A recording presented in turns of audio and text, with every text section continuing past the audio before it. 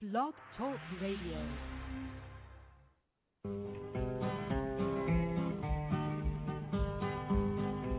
Now, if you want higher wages, let me tell you what to do. You got to talk to the workers in the shop with you. You got to build you a union, got to make it strong. But if you all stick together, boys, it won't be long. You get shorter hours, better working conditions, vacations with pay, take a kid to the seashore. It ain't quite this simple, so I better explain just why you got to ride on the union train. 'Cause if you wait for the boss to raise your pay, we'll all be awaiting till Judgment Day. We'll all be buried, gone to heaven. St. Peter will be the straw ball stand. Now you know you're underpaid, but the boss says you ain't. He speeds up the work till you're about to faint. You may be down and out, but you ain't beaten. You can pass out a leaflet and call a meeting, talk it over, speak your mind, decide to do something about it. Of course, the boss may persuade some poor damn fool to go to your meeting and act like a stool, but you can always tell a stool, oh, that's a fact. He's got a yaller streak running down his back. He doesn't have to stool. He'll always get along on what he takes out of blind men's cups.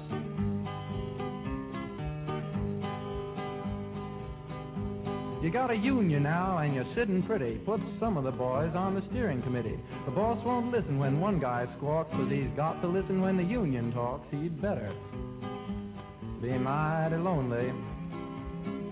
Everybody decide to walk out on him. Suppose they're working you so hard it's just outrageous, and they're paying you all starvation wages. You go to the boss and the boss would yell, before I raise your pay I'd see you all in hell. Well, he's puffing a big cigar, feeling mighty slick, 'cause he thinks he's got your union licked. Well, he looks out the window and what does he see but 1,000 pickets, and they all agree he's a bastard. Unfair. Slave driver. Bet he beats his wife. Now, boys, you've come to the hardest time. The boss will try to bust your picket line. He'll call out the police, the National Guard. They'll tell you it's a crime to have a union card. They'll raid your meeting. They'll hit you on the head. They'll call every one of you a damn red unpatriotic. Japanese spies. Sabotaging national defense. But out at Ford's, here's what they found, and out at Vultee, here's what they found, and out at Alice-Chalmers, here's what they found, and down at Bethlehem, here's what they found. That if you don't let red baiting break you up, and if you don't let stool pigeons break you up, and if you don't let vigilantes break you up, and if you don't let race hatred break you up, you'll win. What I mean, take it easy, but take it. This is BR on the World, Boston Red here. This is our international version. CNN has an international version. Our episode today is Wal-Mart, Inc. Wal-Mart is, of course, all around the world. We'll start out here in Mumbai. A story from the Reuters service that was on Friday. Nonetheless, the Walmart stores violated Indian rules governing foreign investments, the company's top police agency said in a letter to members of Parliament seen by Reuters. The Central Bureau of Investigation, the CBI, said in the letter that according to its analysis, Walmart's investment violated the Reserve Bank of India's guidelines and Foreign Exchange Management Act regulations. However, it said the violations of the FEMA regulations do not fall under its remittance, so it could not investigate the matter. Walmart, the world's largest retailer, has been investigated for putting money into a retailer before the government opened the sector to global players in September of 2012. It entered India in 2010 with a $100 million investment in a consultancy. Sideris Support Services, which was a retailer when it began its corporate life. Walmart has denied breaking investment rules and said Friday that it cooperated with the government during an investigation. Its entry into Asia's third largest economy has been slowed by several issues, including internal bribery probes and still evolving rules governing the retail sector. The letter to MP Econfall, a communist member of parliament who in September accused Walmart of breaking entry rules. At the time, the Indian government asked its enforcement directorate, which investigates financial crimes, to look into the case. Enforcement directorate has not announced any decision as of yet. After 9 months of the case not moving ahead, the enforcement directorate, I wrote to the CBI and asked them to intervene and investigate, and they have found violations. This is according to the parliament member, CP parliament member Econfall. This certainly takes the investigation towards now the ED should act quickly. Senior government officials told Reuters last November if Walmart was found to have broken the law, it would face penalties up to 3 times its initial $3 million investment. In other words, $300 million there. Walmart has also been accused of bribery in Mexico. So it has been an international outlaw. It has been in a turmoil with the government of the District of Columbia, which is the U.S. capital. There's a minimum wage there in the District of Columbia that it comes under a special act there in the district, and it is called the Large Retail Accountability Act, that forced companies with sales greater than $1 billion, and of course Walmart does, occupying big boxes to pay a minimum wage of $12.50. In our own Watertown, Mass, right outside of Boston, the city council there, as President Sideris said, he believes the residents' strongly negative reaction to Walmart in their town influenced retail's decision to pull its plans. There are a number of no Walmart, no big box signs on people's lawns. The movement is gaining strength.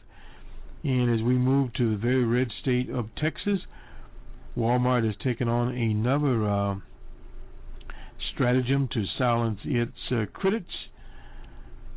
There they filed a lawsuit against a union trade activist, a retiree of the UAW named Gene Lantz. He's also president of the North Texas chapter for Jobs with Justice and a CPUSA member of the United Food and Commercial Workers Union, and the organizing United for Respect at Walmart. They were also charged, and they're asking for a permanent injunction there against what they call an alleged trespass. That's been a very thorny issue in the U.S. With retailers, shopping malls, etc. Although they're open to the public, they try to claim that they are private entities, which strikes in the face of everything, the work of the late Reverend Dr. Martin Luther King and the Civil Rights Movement. If they are open to the public should be able to appear there, and they should be able to leaflet, etc. But because of these malls and these super big box outfits claim that there is private property and you only appear there as a privilege. We have ultimately, over a long haul, disagreed with that and been in many litigations involving the right of people to give out pamphlets in shopping malls. And it has been a very thorny issue with the right-wing tilt of the U.S. courts. So that's an issue we will be watching not only in Texas, but in other states that Walmart has tried the same stratagem. Also today, a little bit of international stuff. We'll just go very quickly here. Snowden is still in Moscow. Supposedly his paperwork is there. He's now pretty much confined there. He will stay in the Russian Republic, according to his attorney. And he's learning Russian, learning the customs, and he hopes to get some papers where he can leave the airport. But as everything is happening in Moscow, we don't know until it actually happens. In other words, when he's out, he's out. So we'll have to wait and see what occurs in that situation. His lawyer,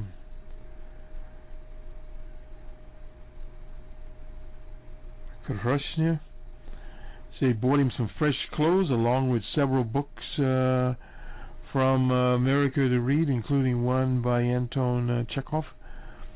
That's Crime and Punishment. That's a very famous one. And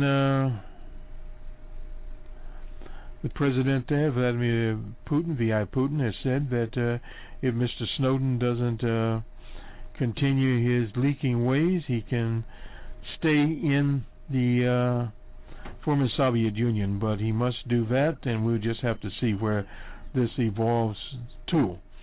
If Putin does not put Mr.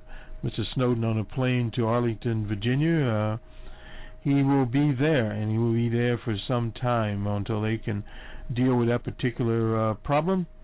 We have flooding in India and also in Egypt. The military is still ruling. The coup is still, as one would say, alive and well.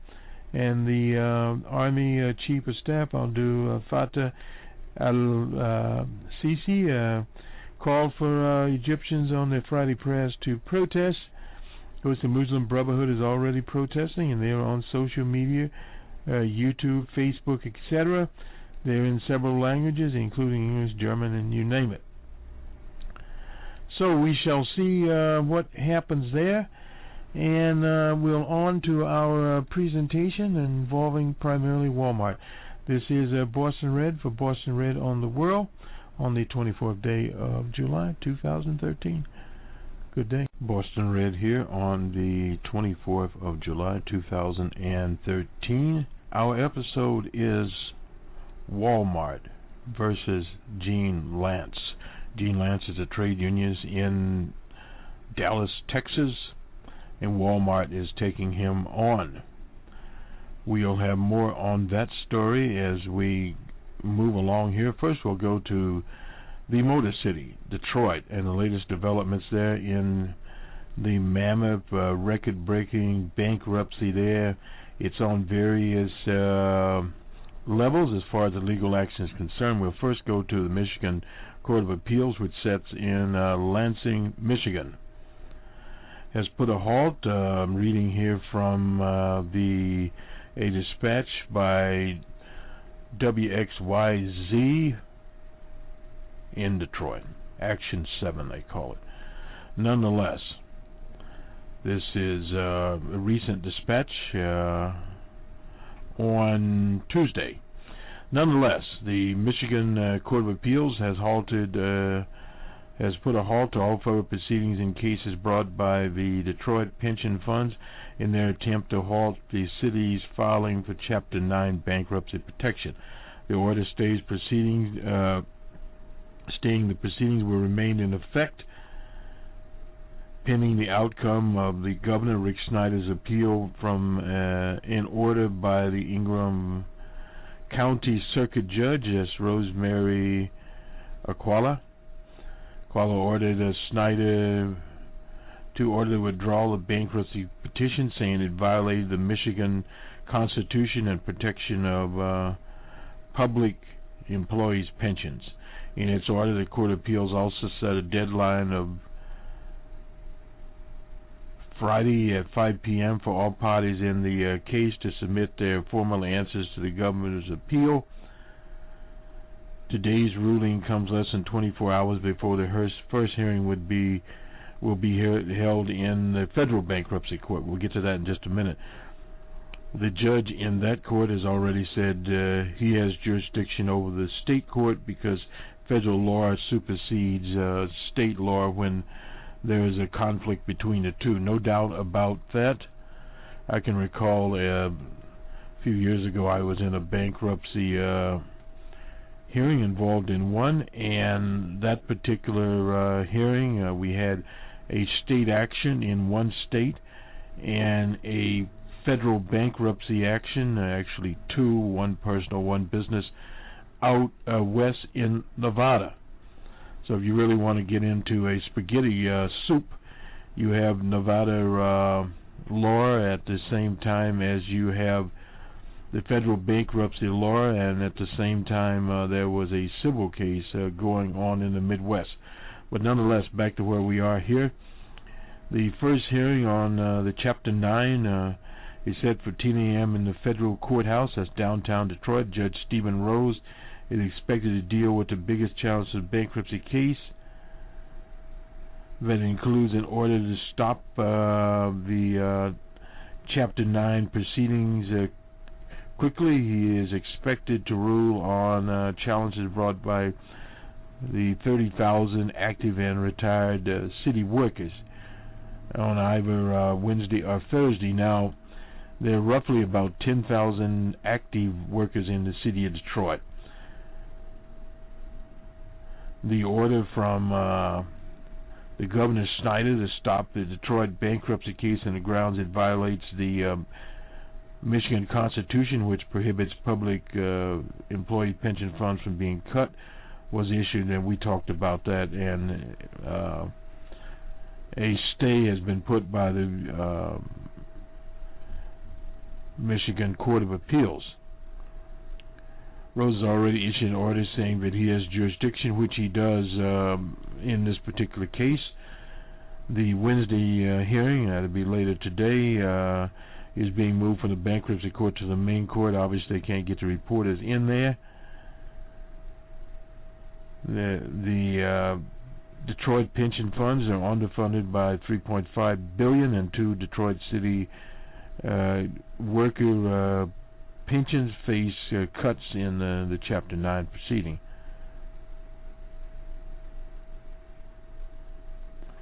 And of course, if he rules against them, they can still appeal. They have a right to appeal from the bankruptcy court. So in other words, it would go back to Cincinnati there, and this thing could go on for quite a while. Experts say any ruling will be huge because it will set the legal precedent that could make all public employee pension vulnerable where other cities are in financial trouble. No doubt about that.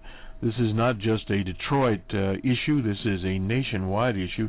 We try to cover stories as much as possible that originate perhaps in a local venue, but at the same time they have national impact. It's the same as in the case of Gene Lantz and the mega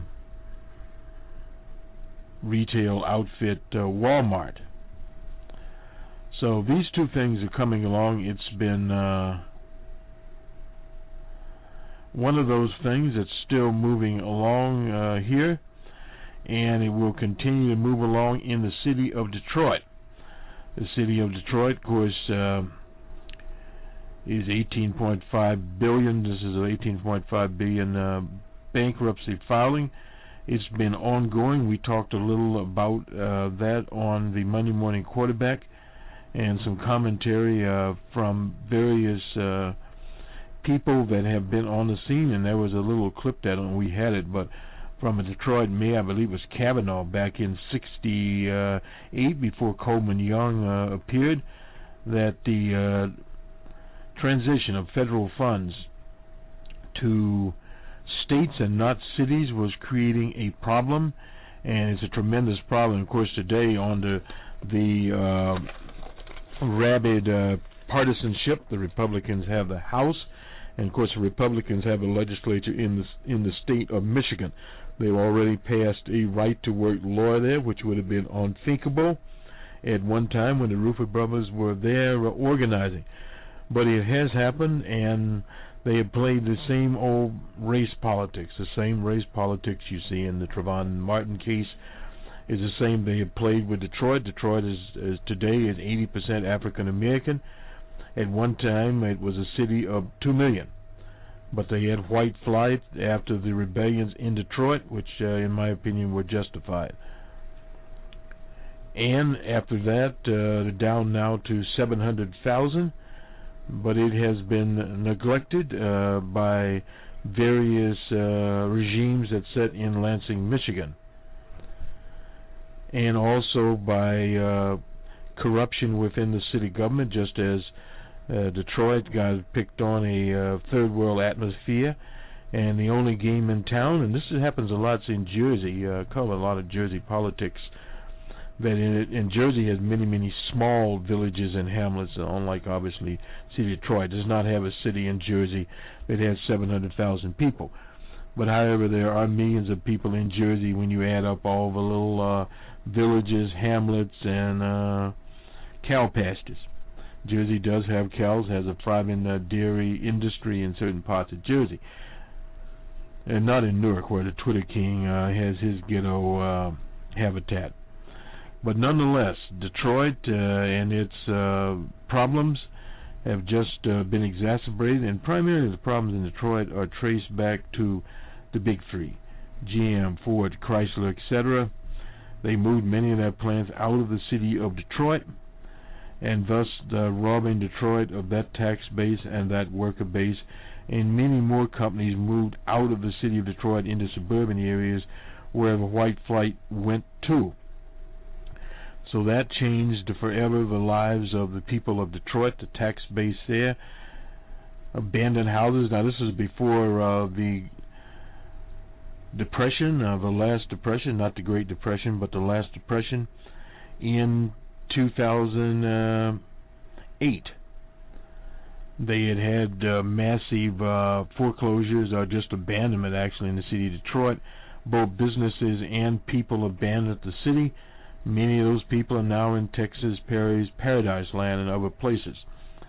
Thus, that drain of the city has continued on to the point that Detroit, I don't know if today, did not even have a supermarket. They have some smaller establishments, but not supermarket. If you want a supermarket, you have to go outside of the city of Detroit, across the bridge to Windsor, Ontario. So that is the story of Detroit. We'll leave it there with the city of Detroit, and we'll go to other news, and then we'll get to Walmart and their escapades in Texas. Just quickly jumping on some things, Anthony Weiner is at it again. He had his wife by his side. Evidently, he continued his ways on Twitter or on social media, doing his various posting, sexually explicit posting, nothing new there. But what is different is he is a mayoral candidate, therefore he's under increased scrutiny, and as LBJ would say, anyone's been to a goat roping contest that does not believe that one of the opponents in this particular mayoral race, he was ahead statistically in the polls, is behind this. So nonetheless, he had his wife there. She's a longtime aide to Hillary Monster Clinton, Hannah Abindi. Okay, Abindum. And nonetheless, she was a lady that was always with Hillary Clinton, traveling around Iowa. I wonder, was she the one that ordered the shovels? Who knows? Those shovels are still in the warehouse in Iowa, and as of today, I'm not sure if the monster ever literally paid the people for the shovels. But nonetheless, shovels or no shovels, Anthony Weiner is in trouble again. He was the Congress type from the city of New York, and he also ran for mayor once before and was pretty close there in terms of capturing the office. So thus, they made a statement. They put things behind them. He said, I'm glad these things are behind us. I know that this is a very public thing that happened to us, but by no means does this change the fundamentals of my feelings here. That's what Weiner said. And that I want to bring my vision to the people of the city of New York. Well, we'll find out in some of the new polls how his vision is going to work out. He no doubt will take a hit, but people know who he is, and he's well known as the Twitter man. Not the Twitter King, but the Twitter man. He jumped into this race actually later in the game and all of a sudden surpassed all these people because he had a base, and we'll see if he can continue to lead there. Basically, you have Quinn, who is the chair of the city council, and Vina, and then you have the others, our buddy Bill Thompson, and the controller now, Mr. Lou, and various other, as one would say, lesser-known candidates, and they are indeed lesser known, but they have to sort this all out. The falling star in the state of Virginia, the governor there, McDonald, said that he paid back the loan that has had him in the hot water. Old McConnell, he's a minority leader in the Senate. He got a highly contested race against Gaines there. This Gaines, she's the Secretary of State, youthful person, against a man in his 70s. Now he's literally hosting the Tea Party concert, and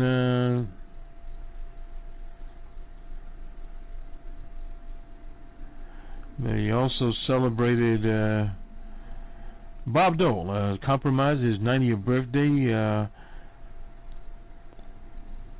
There, as lawmakers of all stripes, as read this, the Politico celebrate legendary deal-making Republican Senator Bob Dole, his 90th birthday in the Capitol on Saturday. A decade of less conversing groups huddled just a few paces away. That was a Tea Party caucus. Old McDonald was there to host them.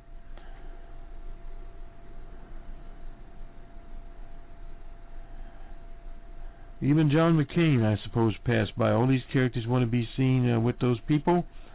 Two members of the leadership team, as they call themselves, attended. Cornyn, well, you'll hear Gene Lantz talk about him.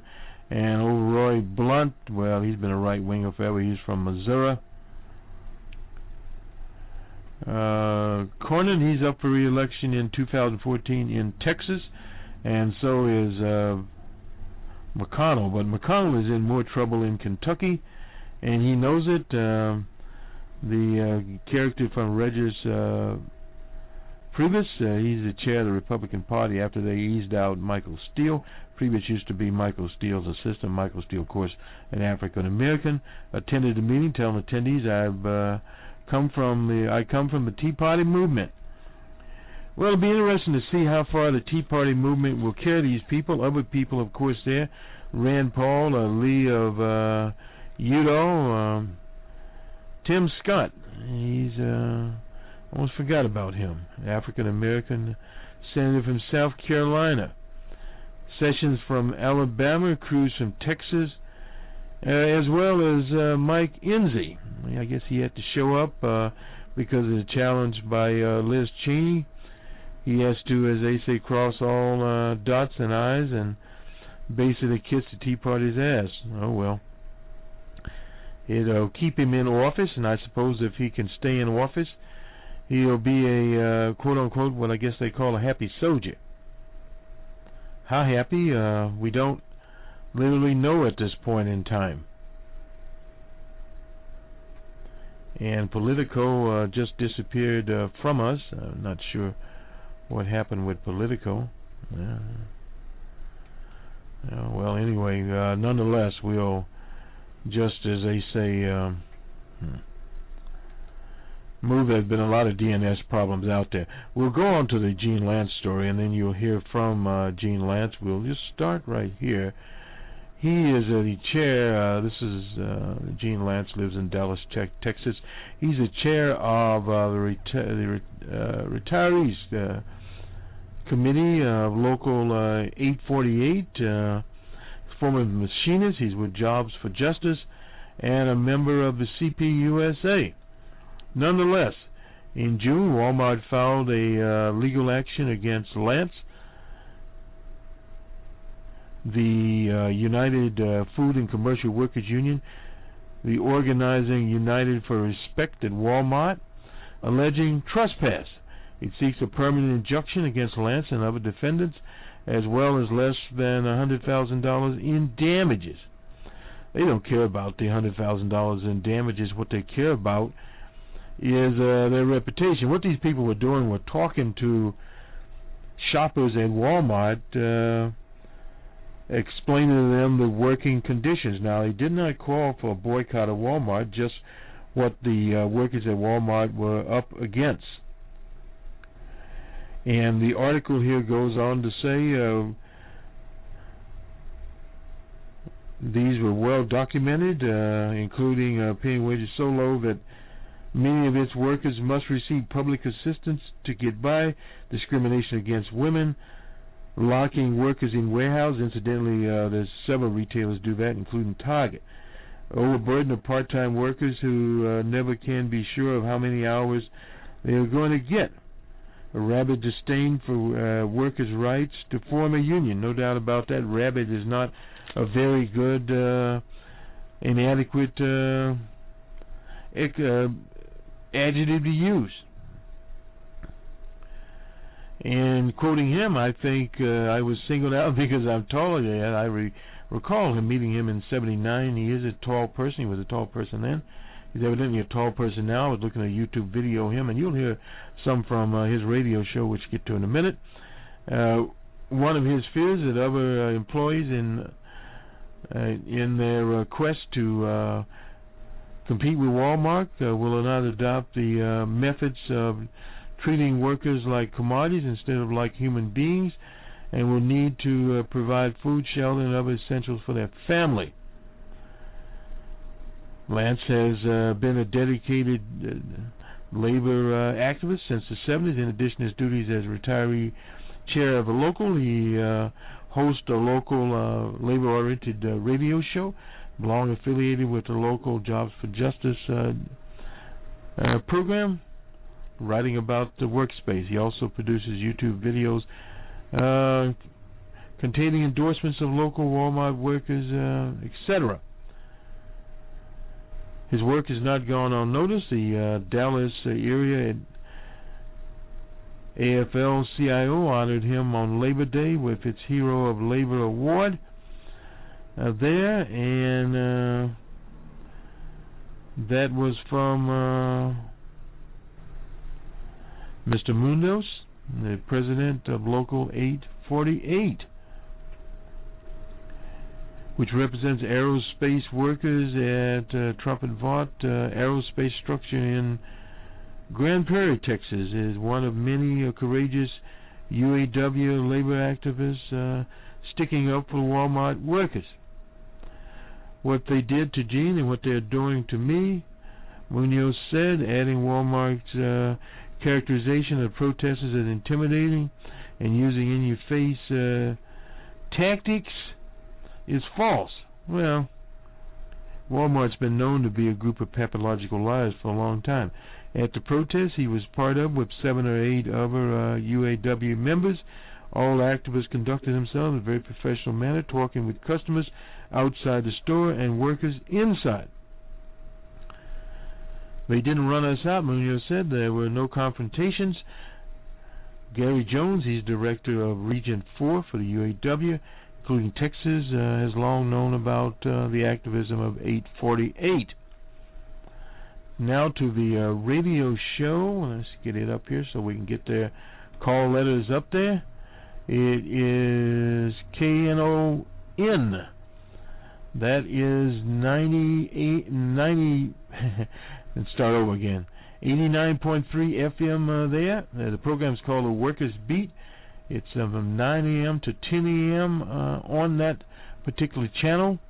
It is community radio, so again, that is KNON, The Workers Beat, at 9 to 10. And we'll have that down on our site so you can catch the Workers Beat. And one other item here from the business-oriented newspaper here, none other than the Dallas News.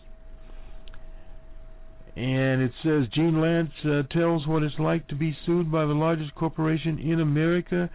Maria Hakos is the person, and this is on the 19th of June. It takes a lot to intimidate retired machinist Gene Lantz. He didn't seem too nervous about being sued by the largest company in America. It's not every day that individuals get sued by Walmart. So I wanted to know a little about him. I just took the paperwork to my lawyer, he said, and doing a short interview this morning. Lantz, 72, was served Tuesday morning while still in his pajamas at his home in the Oak Cliff section of Dallas. Do you have the resources to fight Walmart? He really never answered the question. Well, the whole problem there obviously is he doesn't have the resources, nor would any individual, nor would any trade union, but it is a permanent injunction hearing, so it's not going to be that costly. There may be a passing of the hat at some point to unions and members, which now the North Texas Jobs with Justice get funds. The branch has no office or staff. He co-founded the Dallas branch in 1990. That's 23 years ago. And it was also sued in Fort Worth State Court by Wal-Mart Inc. on Friday. Other defendants in the lawsuit, United Food and Commercial Workers Union, OURWalmart, and 10 other unnamed people listed as Does. Well, John Doe defendants are quite common. When you don't know the defendants, you list them as John Does. But nonetheless, it's in state court, so state court costs less than being in federal court. And getting a permanent injunction, very interesting right there. They could be countersued, but we'll see how that works out. Walmart wants a group to be permanently restrained from trespassing on Walmart property in Texas for unlawful activities. Since May, 5 similar lawsuits have been filed by Walmart in other states. Today he posts his reaction on LaborDallas.org and on his Facebook page under the heading Walmart Seeks Sympathy. He said, "Don't pay Walmart. I don't feel a bit sorry for them. Walmart is a desperate plea for attention." Lantz said in an interview on Wednesday. Lantz has been a union man for most of his working career. He retired from Von Corp in 2002. So he's been retired over 10 years after working 27 years. He is the chair of the United Auto Workers Union Local 848, retirees, not the chair, that's Mr. Mundos. Prior to that, he worked at Dressler when he joined his first union, the United Steelworkers of America. There he walked out during a strike in 1978 and joined his first picket line. The union bug was installed in Lantz by his father. Lantz was born in Oklahoma. His father worked in the oil fields of Texas and Oklahoma. Lantz's first job was in the oil fields near Papa, Texas, where another famous person was born there, I believe, Woody Guthrie. His dad talked positive about union all the time. He went to work in Bakersfield. That's out in California. Has a lot of oil rigs there. Been to Bakersfield. It's been a long time. For a short time, and when he came back, he said they have unions there, and it was wonderful. Well, no doubt Gene Lantz does not stand alone, and he will not stand alone. Other trade unionists and people of, as they say, fair minds will no doubt come to his aid. And go to his Facebook page, and you'll find him there. There's a photo here in the Dallas News, Morning News, of Lantz standing at the Haymarket Memorial in Chicago. Haymarket Massacre there was the fight for the 8-hour day, another frame-up of working people. We've talked about the Haymarket on various of our May Day presentations. So on we go to Gene Lantz. A combination of a number of shows. The Workers Beat, we'll have that now. That is from WNON 89.3 in Dallas Community Radio. Nonetheless, this is Boston Red for Walmart Inc. versus Gene Lantz on the 24th of June, 2013. As a poet laureate of Newark, New Jersey, one L.A. Bill Graham, a man that knows something about trade unions, would say, peace out. Have a good day. And they didn't know why they were protesting. But the reason they're protesting, I found out online this morning, is that there's a bill in Congress, I think it's already passed, called the Protect Monsanto bill. Yes. And so that Monsanto, the chemical company, can do anything they want and they won't get sued for it. Genetically modified crops. Yeah. Yeah. And I don't know how I feel about all that. But the idea that there's a chemical company that's so powerful that it can get a bill passed in Congress that nobody can sue them, that's going a little too far, I think. Yeah. So the protests today are at 1 o'clock. There's one in Fort Worth. There's one in Dallas. The one in Dallas meets at City Hall at 1 o'clock. The City Hall is at 1500 Marilla Street. They will go down to the farmers market because that's where the crops are sold, and they'll use this opportunity to share with fellow citizens. Then they'll circle back up to the City Hall to complete the event. Now, the one in Fort Worth, Bonnie, do you know where they start? I know it's a park. Is there an Oak Leaf Park or something like that? Maybe. It's a park in Fort Worth. Somebody call us at 972-647-1893. Yes, and it is a worldwide. I mean, I've seen it all over Facebook for the last couple of days. I think they're marching in Waco, too, in Austin. Yeah. Wow. I'm pretty sure they are because I saw an article from somebody that lives in what they call the mid central Texas, somewhere around Waco. Okay. So there's going to be marches everywhere against Monsanto, very controversial, because first of all, they came up with a way to feed the world. The Green Revolution is what we used to call it back in the 60s. They were working then on some way to get food for everybody, and to increase crop yield so well that they would have food for everybody. Well, they invented it. Yeah. They found a way to get food for everybody, and then they said, you have to pay us. now you have to pay us. Yeah. Because we came up with a way to feed everybody. And they have to pay them big time, too. In the Supreme Court, a farmer just lost a lawsuit. He wanted to replant some of the leftover seeds from the previous year, and the Supreme Court said, no, you have to pay Monsanto. So Monsanto is the target, and there's worldwide demonstrations today. Tonight at the Mecca restaurant will be the forum. What is it that they call that? The College of Complexes. College of Complexes, yeah. That is an odd name, isn't it? You spoke there, haven't you? Well, I'm an odd speaker. Well, so there is that. It's an odd thing. That takes place at 5815 Live Oak Street tonight at 6:30. That's every Saturday. I guess we could start mentioning that every Saturday.